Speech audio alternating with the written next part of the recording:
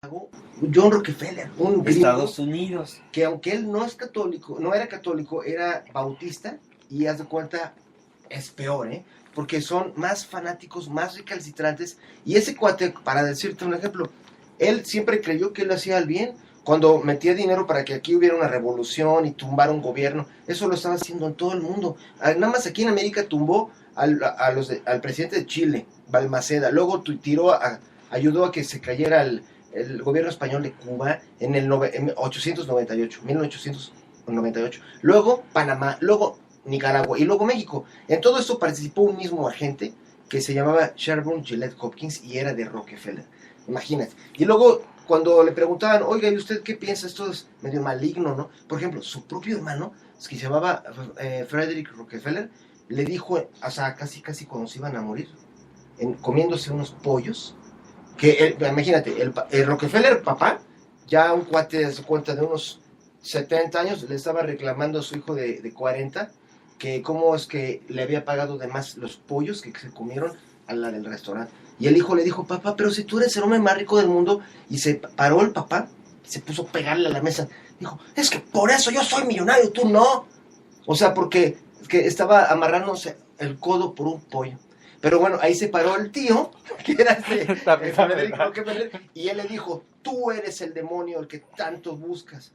Y se lo dijo porque Rockefeller siempre se las daba por la misma cuestión de la religión, de que es que el mundo está contaminado por el pecado y él lo estaba purificando.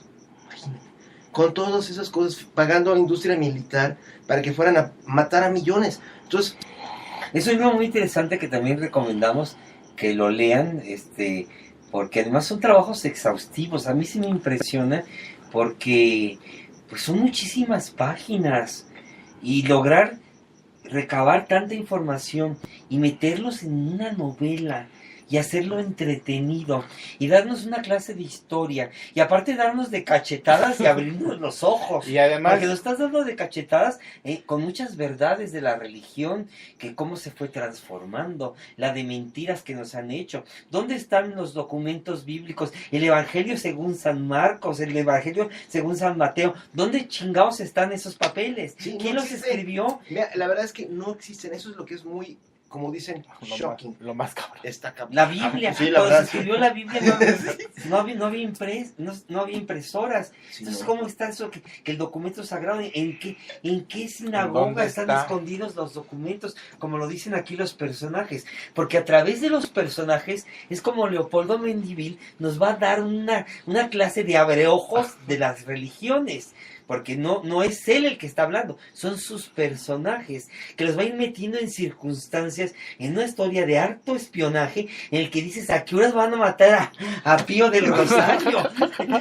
y tiene una monja al principio, de la cual yo sospeché desde el principio, porque dijeron que la monja se le asomaba un tatuaje. Y dije, esta no es monja, y por supuesto no es monja, es una periodista jodida, que no tiene dinero, que quiere investigar también, quiere la nota.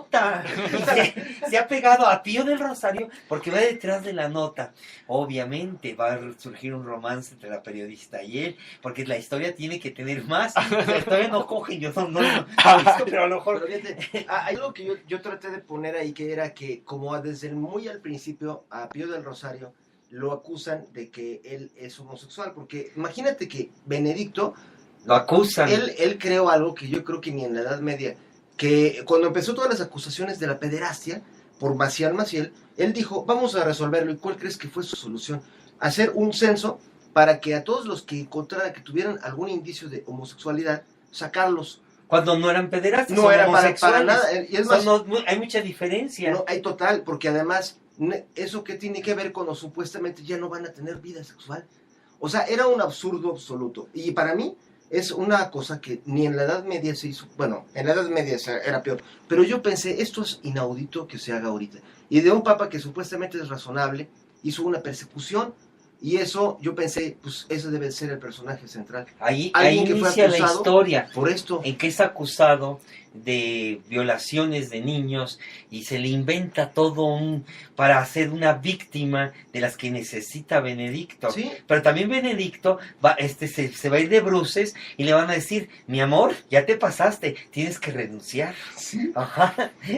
Porque fíjate, él creo que yo pienso que él fue un hombre que fue hasta cierto punto valiente porque se enfrentó con, o sea, al final el malo en la novela es el gobierno de los Estados Unidos, porque esos son los que tienen metidas las manos hasta las manitas dentro del Vaticano, tienen agentes y tienen la operación del Banco Vaticano controlada a través de masones. Y yo tengo muchísimos amigos masones y estarán de acuerdo conmigo al afirmar lo siguiente, que la propia masonería, o sea, ese es el mero tema del secreto vaticano, es cómo la mera masonería, que supuestamente es ultrapoderosa y nadie la puede penetrar, pues los gringos le pagaron un dinero incalculable a un tipo que era el líder de una logia masónica para que trabajara para el gobierno americano, y con esa logia empezaron a infiltrar al Vaticano y al gobierno no solo de Italia, sino todos los gobiernos de Europa, y reclutaron a 900 tipos, pero este tipo era un fanático de ultraderecha, y ese cuate fue el que empezó a hacer que empezara toda esta cosa horrorosa en que la iglesia se volvió de persecución y se volvió fanática contra todos. O sea, y entonces al todo final... se volvió pecado. Sí, todo, por ejemplo, el propio Benedicto, yo creo que él le tocó todavía hacer la cola de todo eso, porque él lo que trató, él se enfrentó con los gringos por el tema del Banco Vaticano. O sea, y ese es lo que hizo que lo amenazaran de muerte y todo. Por eso tuvo que renunciar. Sí, porque de hecho, imagínate, llegó un día uno de sus supuestos amigos, el cardenal Darío Castrillón Hoyos, que era además amiguito aquí de Marcial Maciel, y lo encubrió, y llegó y le dijo, oye, con esa ley que tienes del Banco Vaticano, aguas, hay una orden para matarte. Así, eso es lo que aquí en México nadie habla. Pero bueno, este cuate siguió con lo de que modificar lo del banco, y todo es porque al final el Banco del Vaticano servía para que los americanos financiaran operaciones de terrorismo y acusar a otros. Y decir, son terroristas, como ahorita, o sea, lo mismo de ahorita.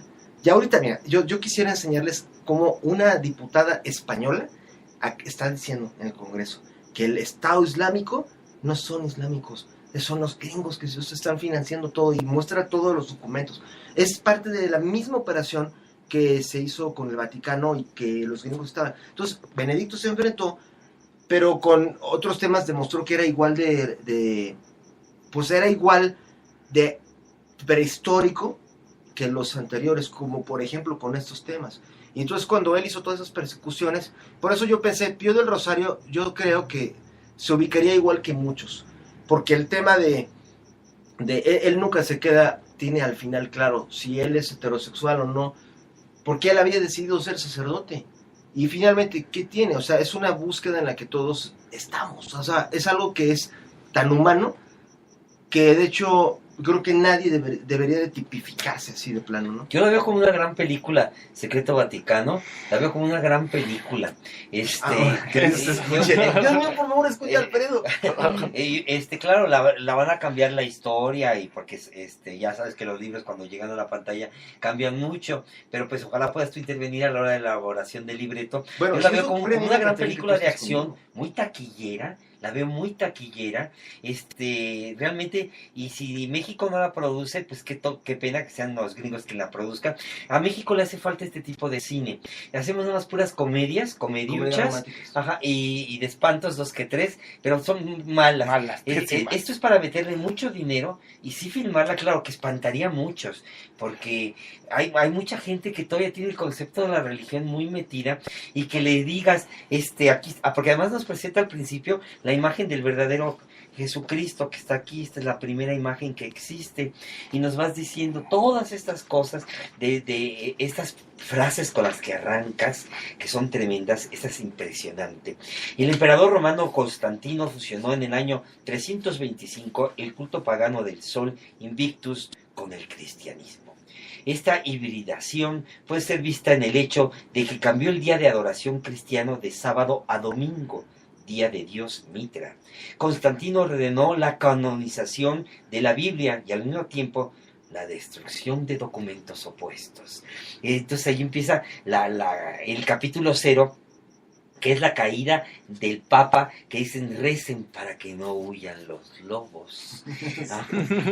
Además, esto está escrito de primera. ¿A qué horas Gracias, escribes, Alfredo. Polo? ¿Cómo te Cuéntame, agradezco? ¿a qué horas escribes tanto? Oye, y una Porque cosa- es muchísimo. Y que quede perfecto. No, pues me estás haciendo feliz porque tú eres un gran escritor. Y además, si se hiciera la película, a mí me encantaría que la hiciéramos juntos. Yo necesito, tú tienes mucha más sensibilidad para todo eso que yo. Y además, una gran inteligencia. Pero fíjate, un poquito por el tema del cine. ¿Sabías que esto, o sea, yo basé gran parte del libro en una investigación que hizo este hombre, David, oh my God, ¿cómo se me fue? Bueno, el máximo libro que ha existido sobre eso se llama En el nombre de Dios, pero que fue de hace como 30 años, donde este hombre, no sé por qué. Inclusive los mexicanos, cuando yo subí mi Twitter, me dijeron, ¿está hablando del nacimiento de la obra Código Da Vinci? No, este es de un mexicano, no tiene que ver nada con Brown. Sí, es dentro de ese estilo también de investigaciones y todo, pero esto todavía está más a fondo. Esto que tú me cuentas aquí, el asunto del padre Maciel, y cómo me lo vas dando poquito a poquito durante la David obra. Yapol. Mira, Yallop. Yallop. Oye, eres un genio. Gracias, Raúl. Sí, David Yallop, imagínate, él escribió este libro tremendo porque habló de lo de los masones y de cómo los gringos metieron. Imagínate, por eso mataban gente, de verdad. Y David Yallop se atrevió, yo tengo la teoría de por qué el gobierno británico lo apoyó. Y él hizo un libro que se llama En el nombre de Dios y explicó cómo al Papa Juan Pablo I lo mataron por eso mismo. Porque ves que duró solo 33 días ahí. Y Lo mataron, nada de que se murió. No, imagínate, esto te encantaría porque tú tienes visión de cineasta, de cómo llegar a cómo hacer que esto se viera para miles. Imagínate si no es de novela. Este hombre, que fue Juan Pablo I, cuando él empezó a descubrir toda esta trama de que todos los ataques terroristas los estaba haciendo una logia masónica y que había 11 cardenales que eran masones de esa logia y que además estaban conectados con la CIA, con el gobierno americano, él empezó a investigar todo eso. Imagínate, un día llegó a visitarlo alguien de Rusia, que hace cuenta que es como el segundo de a bordo en la iglesia rusa, en los ortodoxos, estaba sentado frente a él para decirle que aquí tenía la información de cómo la CIA, los gringos estaban detrás de todo, y a ese tipo le dio un ataque cardíaco enfrente de ese papa. O sea, esto fue apenas unos días de que él mismo se muriera. O sea, él mismo, horas antes de que se murió por accidente, según ellos, por un ataque cardíaco. Imagínate, su última conversación que está documentada fue con el que era el segundo de a bordo en el Vaticano, que se llamaba Jean Bilot, un súper fanático de ultraderecha, conservador, y él decía, y el Papa le dijo, yo ya sé que usted es miembro de esa logia masónica, que además está en contra de la masonería en general. Ese es el tema, los masones son víctimas aquí, porque esa logia fue infiltrada por los americanos, y básicamente le dijo, yo sé que usted es miembro y todos estos, entonces le pido que usted los corra y al final me entregue su renuncia, así. O sea, iba a hacer un golpe de estado del propio Papa para cambiar todo el gabinete. Y pues no llegó al día siguiente. Se murió, lo mataron. Y luego todavía, Y ni quien les creyera que se había muerto. Pues no. Pero pues Es Papa de la sonrisa. Ah, sí, pero fíjate, cuando David Yallop hizo su libro y todo, el gobierno británico lo apoyó y fueron a Paramount Pictures. Y en Paramount Pictures el documento le llegó a un productor que es muy famoso, este hombre, David Kirkpatrick, que hace cuenta, ese cuate hizo Robocop y Iron Man, o sea, es muy picudo. Él vio el libro y dijo, esto es una bomba, hace cuenta como lo mismo que son tus palabras. Lo que acabas de esto decir. es una bomba, esto es un trancazo taquillero, si los gringos si lo ven, se lo devoran. Pero más, yo creo que más los ingleses son más de hacer esta historia. De hacer esas historias. Bueno, pero fíjense, aquí está el tema de lo tremendo que está esto. Paramount Pictures empezó a escalar el proyecto, lo desarrollaron. No se lo permitió. No, porque el mero jefe era parte de la logia masónica. Sí, es ahí donde entran esos intereses, donde entran esos intereses que no permiten cómo lo van a hacer, Pero yo que soy irreverente, revolucionario, y por eso te queremos tanto. Yo voy a ver por dónde te la encuentro y aquí hay cosas que he subrayado. El maestro es mucho de rayar libros. Ajá. No, qué bueno. Mira, eso es... A mí, si ahorita me dejaras ver que subrayaste, para mí vale oro, porque... Subraya aquí, el diablo habita en el Vaticano. Mira, fíjate, esa está tremenda porque eso no lo digo yo, eso lo dijo el exorcista oficial del Vaticano que se llamaba Gabriel Amor y que es un tipo muy, muy siniestro, ¿eh? O sea, ya se murió hace... O sea, hay un exorcista en el Vaticano. Sí, y es el oficial. Para sacarles el diablo a los sacerdotes que están ahí, Sí, que a los obviamente no cardenales. funciona. Ajá. Antes bien ya se murió. Y aparte aquí subrayé esto, dice, el diablo es espíritu.